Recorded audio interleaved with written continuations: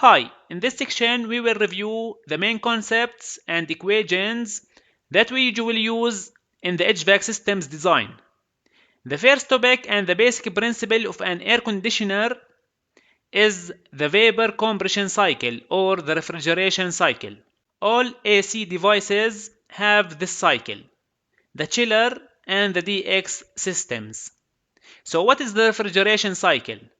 In simple terms, a refrigeration cycle's mission is heat absorption and heat rejection. This cycle has four components: the compressor and condenser, typically outside the building, the expansion valve and evaporator inside the building in the cooling mode. In some devices, we have all of them in one device, like in one window type or in the package type. We will talk about them later. For now, let's talk about this picture. This picture is from Fundamental of Thermodynamics for John Wiley, 7th edition, chapter 7. Before talking about the AC units, let's talk about the refrigerator that we have in our homes. We have the evaporator in the refrigerator. So when you put the fruits and vegetables from room temperature, let's say at 19 Celsius, while the evaporator temperature is 2 Celsius, so it will absorb the heat from the fruits and vegetables. As a result, the refrigerant evaporates. Then the refrigerant flows in the compressor. The compressor increases the pressure of the refrigerant and it enters the condenser at high pressure and high temperature, let's say at 40 Celsius. In the condenser and by the heat exchange with room temperature, as I'm talking about the normal refrigerator which we bought in the kitchen, I'm not talking about the AC units right now. So again, in the condenser, a heat exchange occurs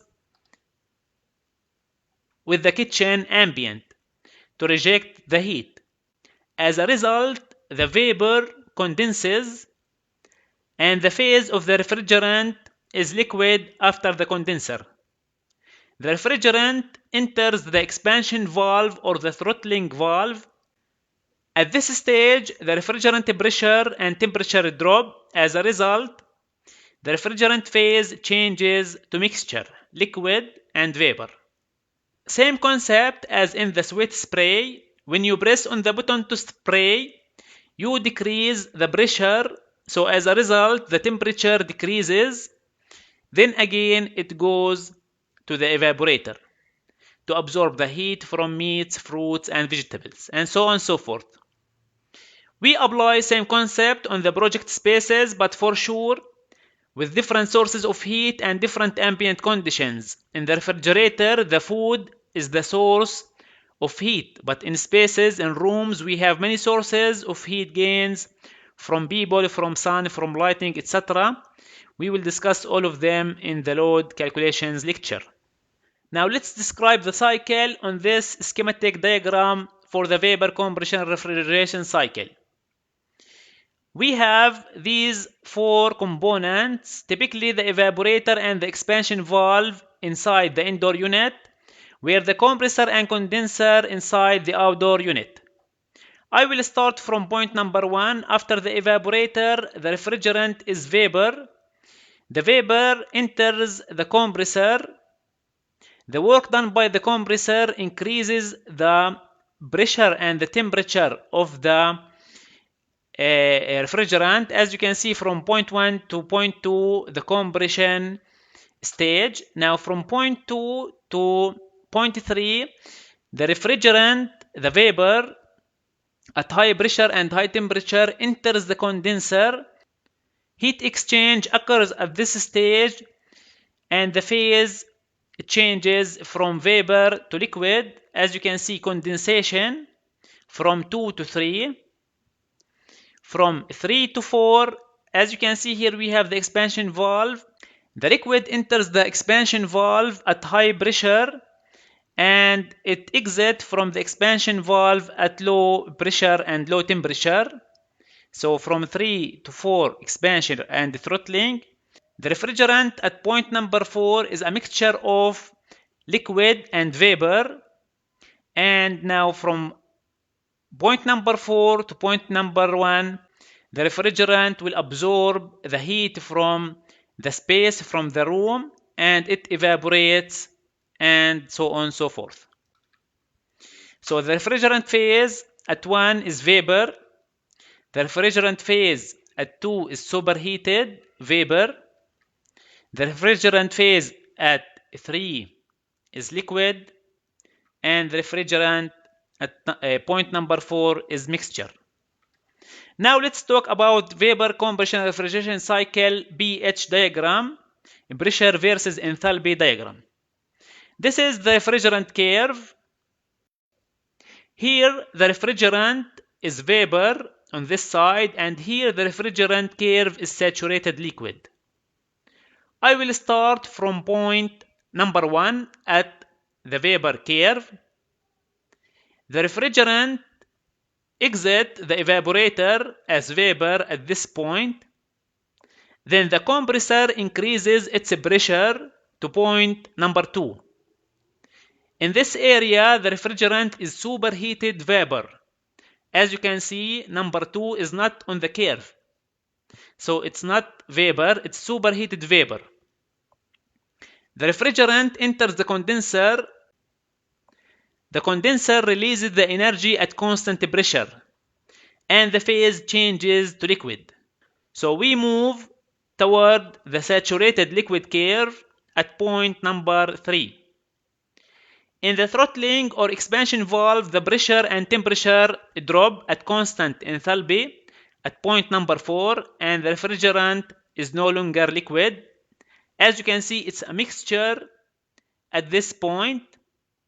And from 4 to 1 in the evaporator, the refrigerant absorbs the heat from the space, from the room at constant pressure. So the evaporator gets latent energy, which changes its phase to vapor. So this simple cycle is the base of any AC unit. Another important factor in the refrigeration cycle is the coefficient of performance, the COP. We will discuss the EER, energy efficiency ratio, and COP in separate lecture. But as we have the BH diagram right now, I will take the chance to talk about the COP in simple term. It measures the device efficiency. We all know that. What is efficiency? Efficiency is the output power over the input power. Usually the efficiency is less than 100% for devices that convert electrical energy to, let's say, hydraulic energy, like in pumps. We lose some of the energy as a heat from the motor of the pump, etc. But for air conditioners, the COP is usually more than 1. For example, 1 kilowatt electrical give us 3.5 kilowatt of heat. So COP is defined as the relationship between the power kilowatt that is drawn out of the heat pump as cooling or heating and the power kilowatt that is supplied to the compressor. So from this cycle, we get this heat transfer rate, m dot delta H, where m is the mass flow rate of the refrigerant, H1 is the enthalpy at the evaporator exit point, and H4 is the entry point. I made this word get in red because I don't think that get is the right word in this case. Actually, we don't get this heat transfer rate because this equation represents the heat absorbed by the evaporator. But for simplicity's sake, I will use get. So we get this heat transfer rate from this cycle, from the vapor compression refrigeration cycle. And H2 minus H1 represents the work done by the compressor, considering the compression process as isentropic process. So the COP becomes H1 minus H4 over H2 minus H1. The good COP is not less than 3.4. I hope you refreshed your information by watching this lecture, and if you have any question, please send me on Udemy QA section and I will answer your questions. In the next lecture, we will talk about heat transfer modes and heat gains. Thank you very much and see you in the next lecture.